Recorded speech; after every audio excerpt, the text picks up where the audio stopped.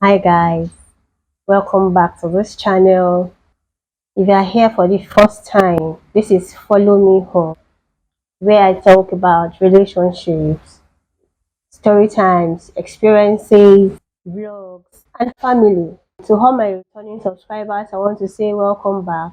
Today, I'll be talking about things to do before starting a relationship. Before you think of starting a relationship, you should put some things in place before embarking on the journey. It's a journey that only God knows what is in there. But with our open mind, we tend to be guided aright and do things the best way. So the first one is prayer. Yeah, we cannot overemphasize the need for prayers in our journey, not only in relationships, in every aspect of our lives, we have to pray. I would like you to pray concerning the person you want to enter a relationship with, especially when you know that the phase you have, there is no more time to waste.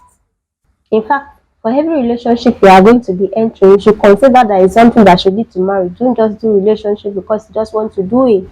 So that's why you have to pray before embarking on every relationship. What are you praying about? You pray about the person to be compatible, somebody who will understand you for who you are, somebody that will not try to change you to suit himself, but the person that will love you for who you are, that will take you for your excesses, that will appreciate the things that God has deposited in you, that will help you to fulfill your God-given assignment in life. Somebody that will help you harness your potentials, somebody who will complete you, who will complement you. What do I mean by somebody who will complete you and complement you? Somebody whose strength is your weakness, whose weakness is your strength, that you cover up for one another. It's not that you slack, you're also slack. If you put battery inside remote or whatever to use, it has to be positive and negative together. If it is positive, positive, it doesn't work. If it is negative, negative, it doesn't work. And that is why you have to look for somebody that will complete you, that the weakness of each of you will not be exposed to the public. You tend to cover up for one another.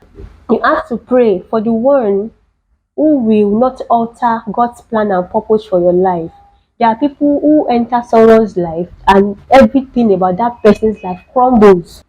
And if you are not too quick to take account of how the journey has been, you may not even notice until things have really gone bad. And that is why you have to pray. You cannot overemphasize it.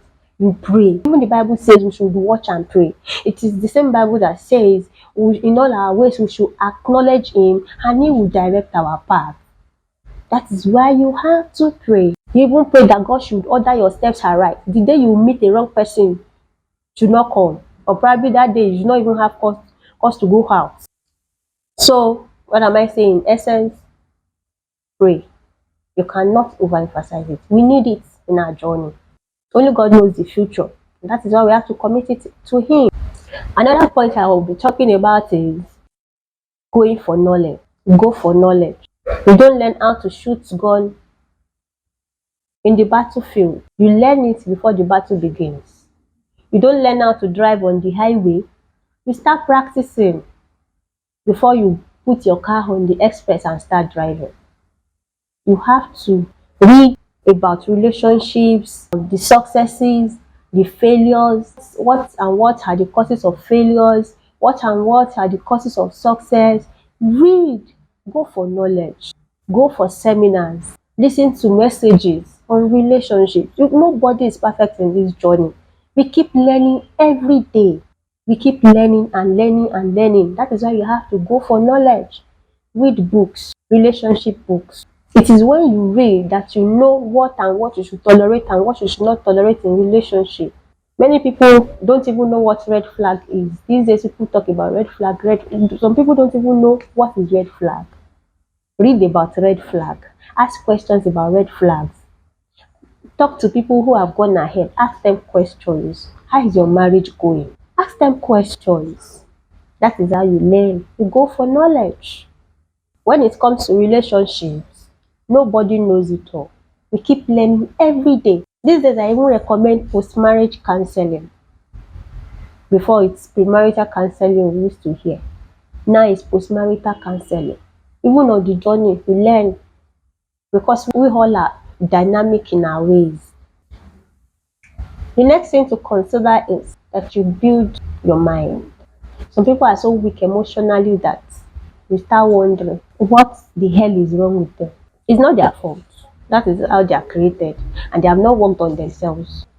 You work on your emotions, build a strong mind. Why am I saying this? There are times that you seek the wrong things in the person you have relationship with, and it's very difficult for you to let go because you are scared of something. Until you tie the knot, there is always room for reversal. If it is not working, you reverse. Build your mind to be strong so that when it's time to walk away, you dust your shoes and move. Build your mind to be strong. It's a lifelong journey. Nobody enters marriage and prays from day one to end it in 5 years, 10 years. The journey of a lifetime. If you are destined to live 75 years on earth and you get married at 25, how many years are you spending in that man's house or with that woman? That is 50 years. How do you want to cope if that person's character is nothing to write home about? How do you want to cope? You are not the Holy Spirit. It may not be easy. Therefore, build your mind to walk away when it's no longer making sense. Be strong. Until you tie the knot, anything can happen. Even if you've done introduction, build your mind to be strong. Even if the whole world is aware that we are going out together, even if the whole world is aware that we are going to marry each other, build your mind to the point that if it does not work, to go back. People will only talk for a while. If your mind is not strong enough, you put your head into something that you should not even embark on in the first place.